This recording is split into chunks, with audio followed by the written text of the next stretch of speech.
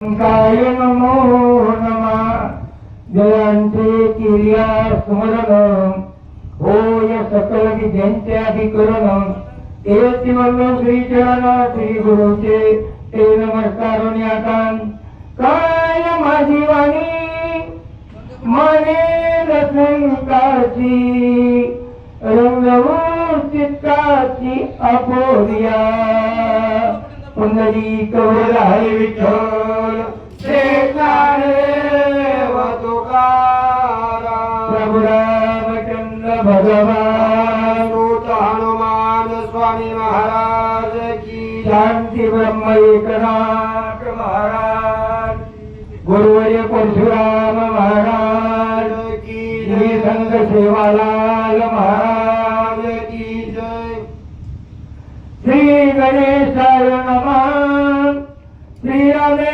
उधरिले वालीसी राजामी सिंचन सुग्रीवासी सुखे केले स्वयकारेचे देवना देवनी अंगदा जीवराज प्रभु रामचंद्र भगवान की जय।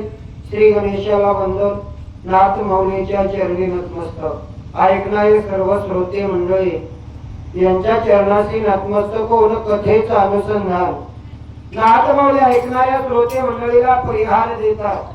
प्रभू रामचंद्राच्या बाणानं वालीचा उद्धार झालेला आहे आणि राज्य किष्किंधेचं राज्य सुग्रीवाला त्या ठिकाणी राज्याभिषेक केला आणि युवराज्य पद अंगदाला दिल्याच्या नंतर तारे अतिशय आनंद झालेला आहे असं कथेचं अनुसंधान।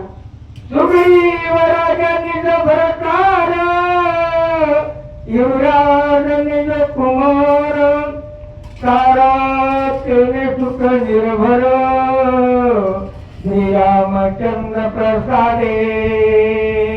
बघा नाथ मौलीने निरूपण केलं सांगितलं निज भरतार तारेचा भरतार वालीचा उद्धार झाला आणि प्रभू रामचंद्राच्या प्रसादानं प्रभू रामचंद्राच्या आज्ञेप्रमाणे तारेनं पतीचा स्वीकार सुग्रीवाचा केलेला आहे आणि सुग्रीवाचा अंगीकार केल्याच्या नंतर युवराज पद स्वतःच्या मुलाला भेटलेलं आहे आणि हे सर्व त्या ठिकाणी प्राप्त झाल्याच्या नंतर तारा त्या ठिकाणी अतिशय सुखी झालेली आहे का तर प्रभू रामचंद्राचा प्रसाद भेटलेला आहे प्रभू रामचंद्राचा ज्ञानबोध प्राप्त झालेला आहे या गोष्टीमुळे तारा सुखी झालेली आहे। सुग्रीव गेला किष्किंधेत श्रीरामे वसविला माल्यवंत गुह्यप्रस्थ देखोनी।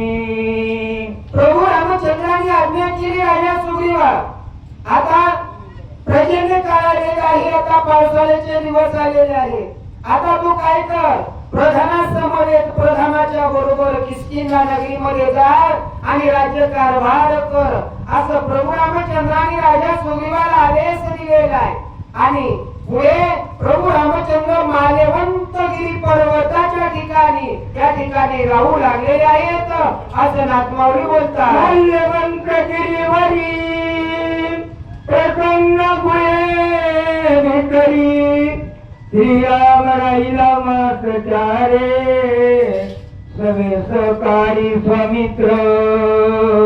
प्रभू रामचंद्र माल्यवंत पर्वताच्या ठिकाणी गुहा आहे आणि गुहेमध्ये प्रभू रामचंद्र राहिले। मग प्रचंड काळ पावसाळ्याचे दिवस आहे परंतु गुहेमध्ये राहिल्यामुळे त्या ठिकाणी पावसाचा प्रादुर्भाव लागत नव्हता असं त्या ठिकाणी गुहेचं वर्णन नाथ मौली करतात। प्रजन्य काळ श्रीराम राहिला सुनिश्चित श्रीराम कार्याती उठा वेळ शरद काळ पाटला। बघा प्रभू रामचंद्र गुहेमध्ये 4 मास राहिले 4 महिने पावसाळ्याचा दिवस संपले आणि 4 महिन्याचा प्रवास प्रभू रामचंद्राने माल्यवंतगिरी पर्वताच्या ठिकाणी गुहेमध्ये राहिलेले आहे। प्रभू रामचंद्र त्या ठिकाणी सुखी राहिले पावसाचा प्रादुर्भाव नव्हता पाऊस लागत नव्हता आणि प्रभू रामचंद्राच्या भेटीसाठी येण्यासाठी जो पावसाळा आहे तो त्या ठिकाणी अतिशय लगबगीनं आलेला आहे. शीघ्र पावला शरत्काळ श्रीराम काळ काही काळ सुनिच स्वखानी. बघा त्या ठिकाणी काळाचे काळ असणारे प्रभू रामचंद्र. प्रभू रामचंद्र या ठिकाणी काळाच्या पलीकडचे सर्व ज्याच्या हाती सत्ता आहे त्या प्रभू रामचंद्राला काळाची काय भीती काय बाधा करू शकल, काहीच करू शकणार नाहीये. मग त्या ठिकाणी प्रजेने काळ आहे तो त्या ठिकाणी वरसू लागलेला आहे, परंतु प्रभू रामचंद्र काळाचे काळ असल्यामुळं त्या ठिकाणी त्यांना कोणत्याच पद्धतीचं दुःख नाही, सुखामध्ये त्या ठिकाणी प्रभू रामचंद्र राहतात. देवे साधूचे मानस नित्य निर्मळ निर्दोष मेघ चांदिले आकाश स्वयंप्रकाश तेवी भासे. बघा त्या ठिकाणी मेघ असतात, ढग असतात आकाशामध्ये, त्या ठिकाणी गर्दी करतात. गर्दी केल्याच्या नंतर अंधार पडतो, परंतु त्या ठिकाणी अंधार पडू शकत